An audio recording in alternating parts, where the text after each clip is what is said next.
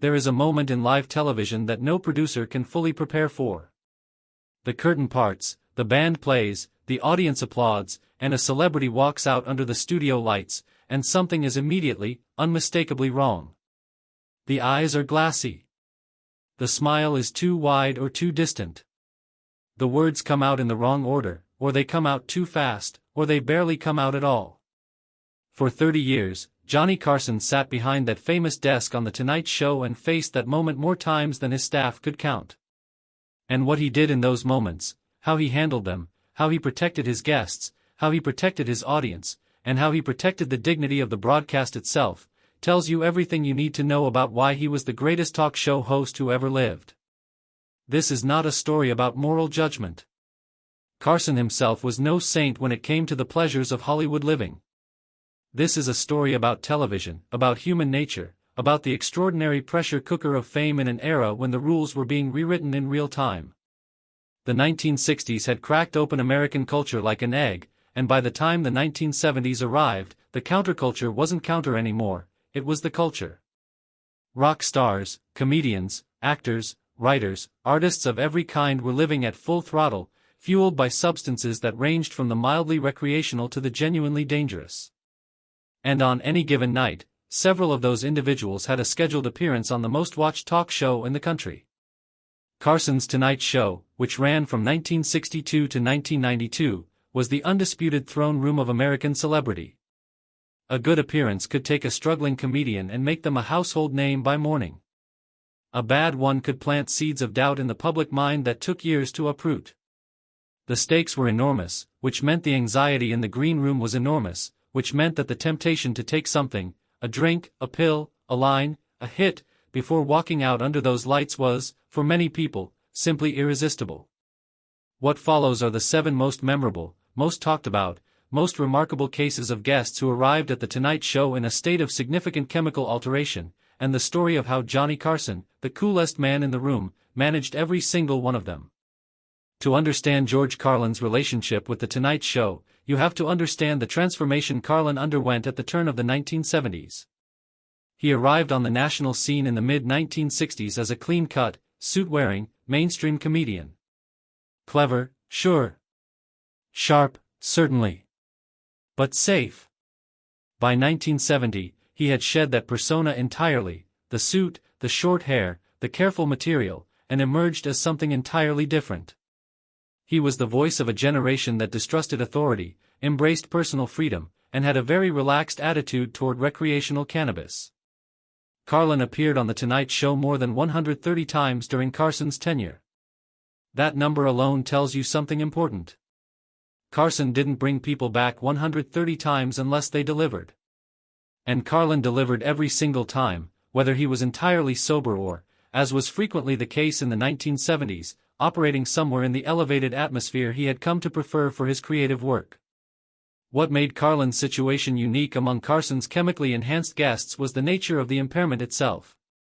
Cannabis, particularly as Carlin used it, did not rob him of his wit.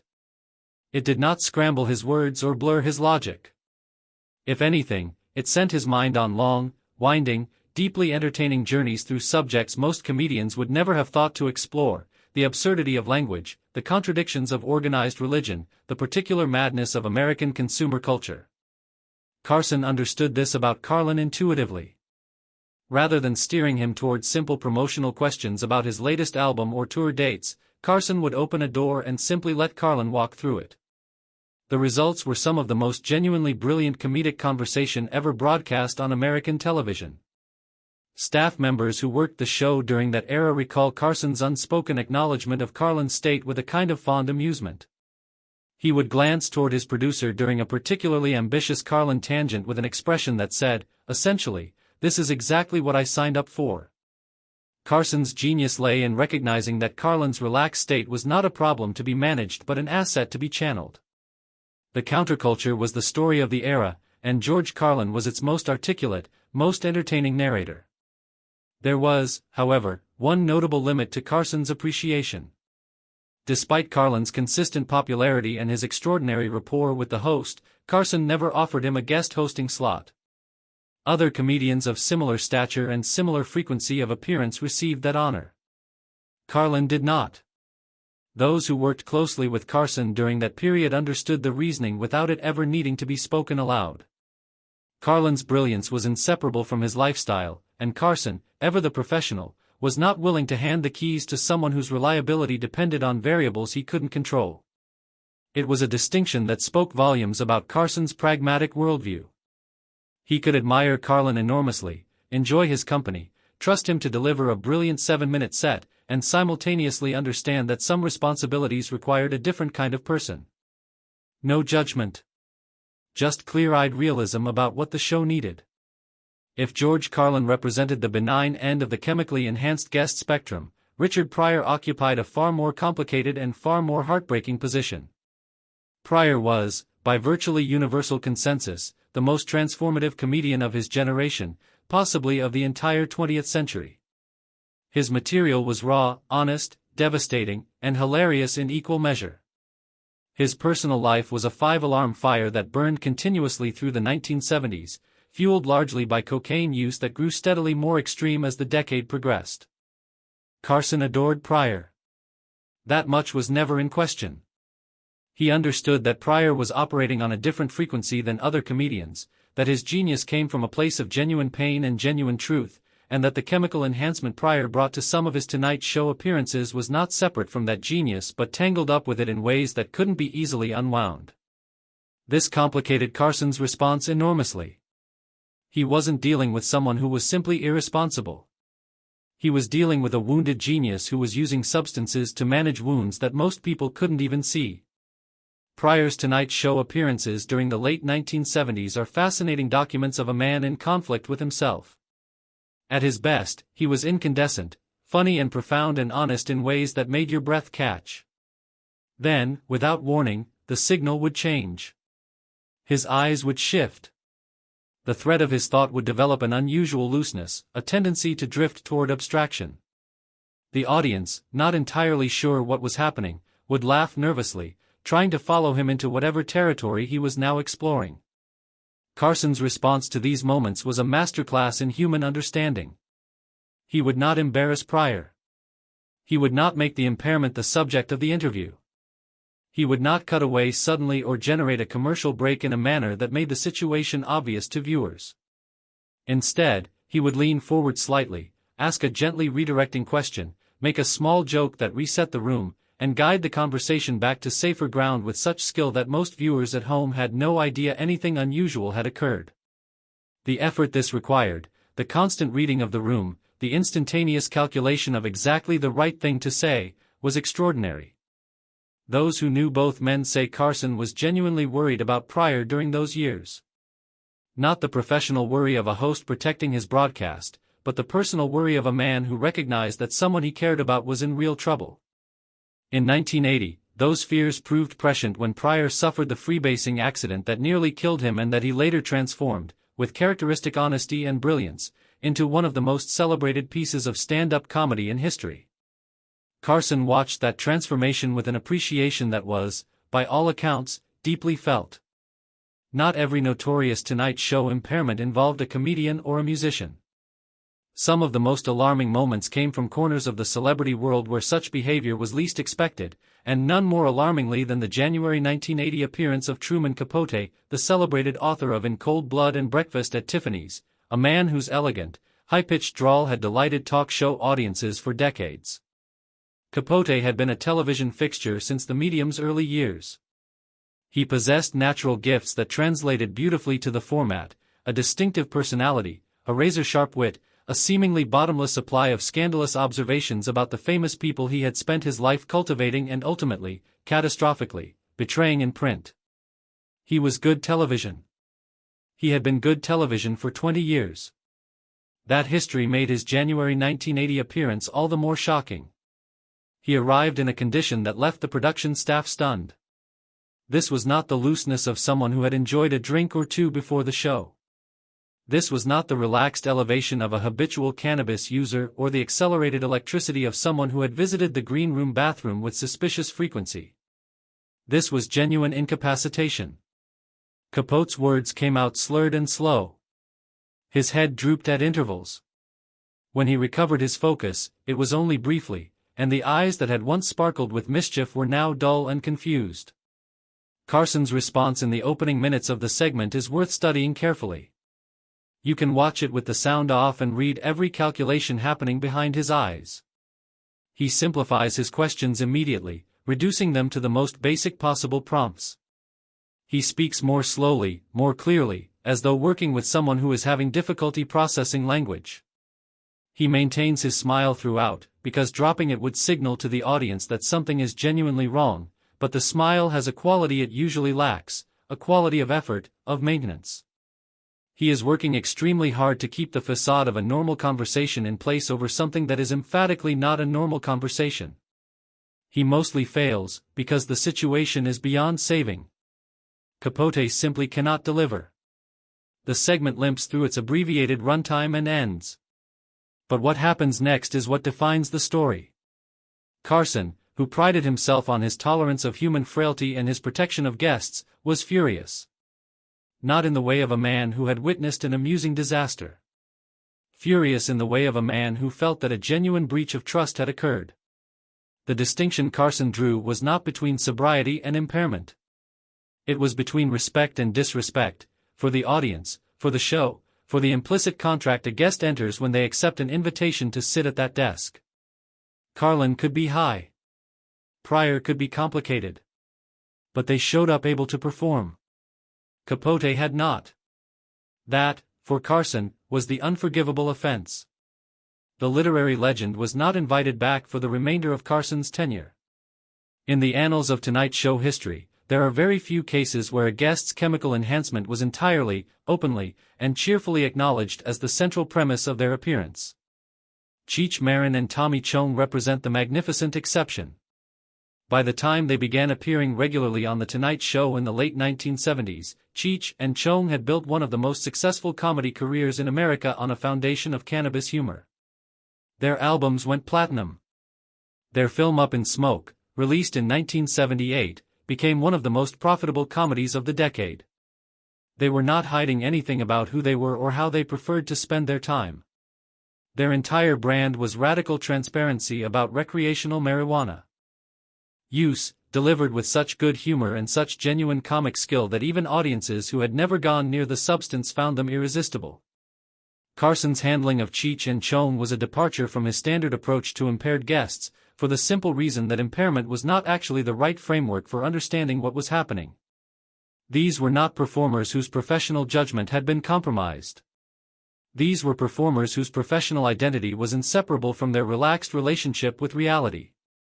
Playing the shocked, innocent square to their knowing stoner was not Carson managing a difficult situation, it was Carson playing a character in a comedy sketch with two of the best comedy performers in the country. He was brilliant at it.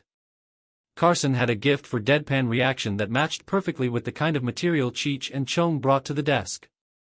He would ask an apparently innocent question, watch as it sent Chong down a rambling, associative, increasingly untethered path, and then turn to the camera with a raised eyebrow that communicated entire paragraphs to the audience. He was the straight man in the oldest, most reliable sense of the term, the fixed point against which the chaos of his guest's world became funny. What made these appearances genuinely special was the mutual respect underneath the comedy. Carson respected the craft. He knew that Cheech and Chong's seemingly loose, improvised performances were the product of years of work, of thousands of live shows, of a deeply honed comedic sensibility that just happened to operate at a different altitude than most of their contemporaries. And they respected him, the precision of his timing, his willingness to trust the material, his refusal to sanitize them for the sake of nervous network executives. The late 1960s and early 1970s produced a category of celebrity whose relationship with consciousness-altering substances went considerably beyond alcohol or cannabis. Easy Rider, the 1969 film that Peter Fonda co-wrote, produced, and starred in, was in many ways the defining cultural document of a generation for whom LSD represented not mere recreation but genuine philosophical inquiry, a technology for dismantling the comfortable lies of straight American society and glimpsing whatever lay beneath. Fonda arrived for his 1970 Tonight Show appearance in a state that veteran crew members would later describe with a mixture of professional concern and genuine awe. His pupils were dramatically dilated.